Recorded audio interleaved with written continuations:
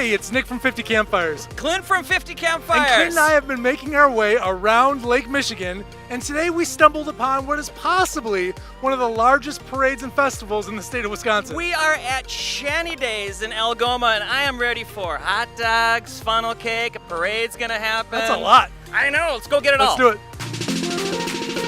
Shanty Days is a 3-day festival right on our lake shore, just north of Crescent Beach. It's a family festival, so parade, music, entertainment, food. We keep adding new things every year for our attendees. Algoma is right on Lake Michigan in Kewaunee County at the seat of Door County, close to Green Bay.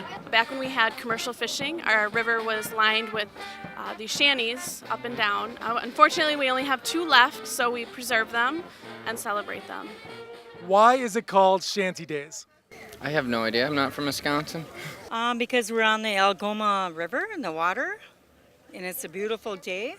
From the, when you go on the water, right? Those shanties for ice fishing.